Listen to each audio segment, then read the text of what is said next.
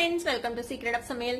இன்னைக்கு நம்மளோட சேனல்ல நாம பார்க்க போறது ஒரு சூப்பரான கட்லெட் ரெசிபி. இது வந்துட்டு ஃபிஷ் கட்லெட். ரொம்ப சிம்பிள், ஈஸியா செஞ்சிடலாம். குழந்தைங்க எல்லாம் விரும்பி சாப்பிடுவாங்க. கண்டிப்பா மீன் பிடிக்காதவங்க கூட இதை கண்டிப்பா விரும்பி சாப்பிடுவாங்க. வீடியோக்குள்ள போறதுக்கு முன்னாடி நீங்க என்னோட சேனலுக்கு இப்ப முதல் முறையா வரீங்கன்னா வீடியோ கீழே இருக்கிற சப்ஸ்கிரைப் பட்டனை மறக்காம பிரஸ் பண்ணிக்கோங்க. பக்கத்துல இருக்கிற நோட்டிபிகேஷன் பெல்லையும் மறக்காம கிளிக் பண்ணிக்கோங்க. அப்பதான் என்னோட ஃபியூச்சர் நோட்டிபிகேஷன்ஸ் உங்களுக்கு உடனே வந்து சேரும்.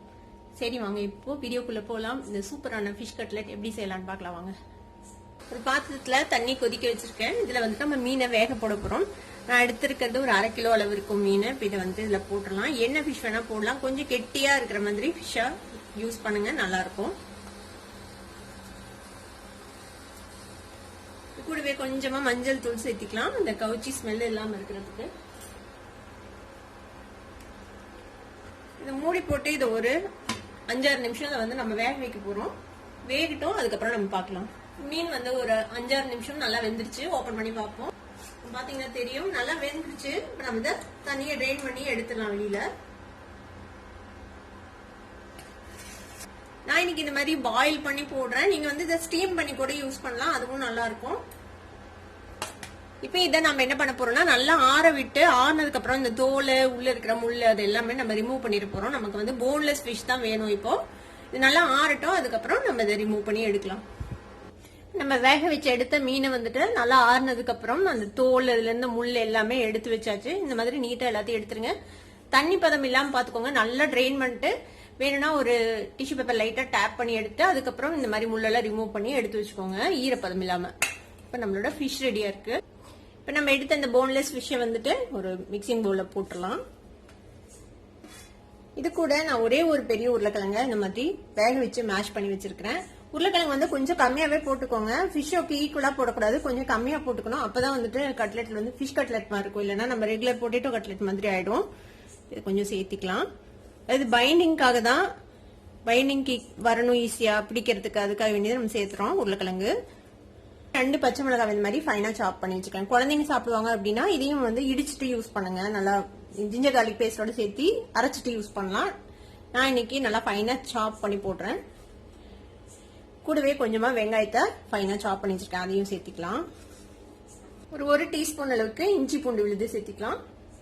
நல்லா ஃபைனா சாப் பண்ண கொத்தமல்லி தலை, காரத்துக்கு தேவையான அளவுக்கு மிளகாய் தூள் ஒரு 1/2 டீஸ்பூன் சேர்த்துறேன். ஒரு 1/4 டீஸ்பூன் பெப்பர் பவுடர் சேர்த்திக்கலாம். ஒரு 1/2 டீஸ்பூன் கரம் மசாலா பொடி, இதுக்கு தேவையான அளவுக்கு உப்பு சேர்த்திக்கலாம். இது எல்லாத்தையும் சேர்த்து நல்லா மிக்ஸ் பண்ணிக்கலாம். ரொம்ப போட்டு மேஷ் பண்ண தேவையில்லை, லைட்டா அப்படியே மிக்ஸ் பண்ணிக்கோங்க.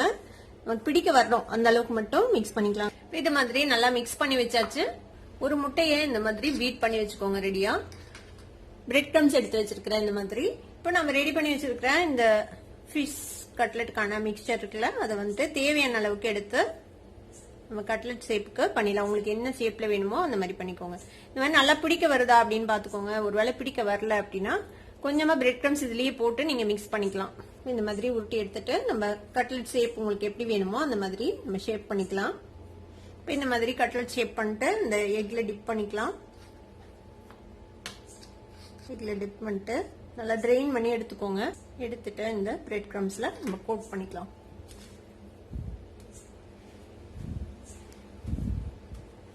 மாதிரி கோட் பண்ணிட்டு நம்ம கரெக்டா ஷேப் அப் பண்ணிக்கலாம். இது மாதிரியே நம்ம எல்லா ஃபிஷ் கட்லெட்ஸையும் ரெடி பண்ணி வச்சுக்கலாம். எல்லா கட்லெட்ஸும் நம்ம கோட் பண்ணி ரெடி பண்ணி வச்சாச்சு. இப்ப நம்ம இதை எப்படி ஃப்ரை பண்ணலாம்னு பார்க்கலாம். ஒரு பேன்ல இந்த மாதிரி எண்ணெய் விட்டு வச்சிருக்கேன். ஷாலோ ஃப்ரை பண்ற அளவுக்கு எண்ணெய் விட்டு வச்சிருக்கேன். நீங்க வந்துட்டு இதை தோசை தவாலையும் செய்யலாம். இப்ப நம்ம ரெடி பண்ணி வச்சிருக்கேன் இந்த கட்லெட்ஸை வந்துட்டு இதுல பிளேஸ் பண்ணிடலாம். ரொம்ப நிறைய போட்டு டம்ப் பண்ண வேணாம். நிறைய போட்டோம்னா பிரிஞ்சு போறதுக்கு வாய்ப்பு இருக்குது. அதனால ஓரளவுக்கு இந்த அளவுக்கு மட்டும் போடுங்க. இது ஒரு சைடு ஃப்ரை ஆகட்டும், அதுக்கப்புறம் நம்ம டர்ன் பண்ணி போடலாம். அடுத்த சைடு ஒரு 2-3 நிமிஷம் ஃப்ரை ஆனதும் நம்ம அடுத்த சைடு டர்ன் பண்ணி பார்க்கலாம். லேசா கோல்டன் கலர் வர ஆரம்பிச்சிருக்கு. இது மாதிரியே 2 சைடும் டர்ன் பண்ணி போட்டு நமக்கு தேவையான அந்த டெக்ஸ்சர் வர வரைக்கும் நம்ம இதை வந்து ஃப்ரை பண்ணி எடுத்துட்டு போறோம்.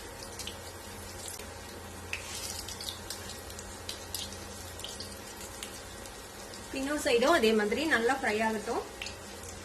2 சைடுமே ஒரு 3 நிமிஷம் நம்ம வந்துட்டு ஃப்ரை பண்ணிருக்கோம். 2 சைடுமே நல்ல கோல்டன் கலர் வந்துச்சு பாருங்க. அவ்வளவுதான், நல்லா அவுட்டர் கிறிஸ்பி ஆயிடுச்சு.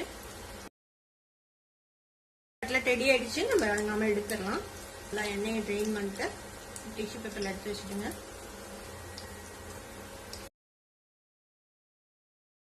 சூப்பரான ஃபிஷ் கட்லெட்ஸ் ரெடி ஆயிடுச்சு. பார்க்கும் போதே சாப்பிடலாம் போல இருக்குல்ல. செம்ம டேஸ்டியான ஒரு ஃபிஷ் கட்லெட் ரெடி ஆயிடுச்சு. இதை வந்துட்டு நீங்க டொமேட்டோ சாஸ் அப்புறம் மைனேஸோட நீங்க சர்வ் பண்ணலாம். ரொம்ப ரொம்ப டேஸ்டியா இருக்கும். கண்டிப்பா ட்ரை பண்ணி பாருங்க. ட்ரை பண்ணி பார்த்துட்டு எப்படி இருந்தது அப்படின்னு கமெண்ட்ஸ்ல ஃபீட்பேக் கொடுங்க. இந்த வீடியோ உங்களுக்கு பிடிச்சிருந்தா சப்ஸ்கிரைப் பண்ணுங்க. பக்கத்துல இருக்க பெல் ஐகானை கிளிக் பண்ணுங்க. அப்பதான் ஃபியூச்சர் நோட்டிபிகேஷன்ஸ் உங்களுக்கு உடனே வந்து சேரும். லைக் பண்ணுங்க, ஷேர் பண்ணுங்க. தேங்க்யூ ஃபார் வாட்சிங் வீடியோ வியூவர்ஸ். Bye bye.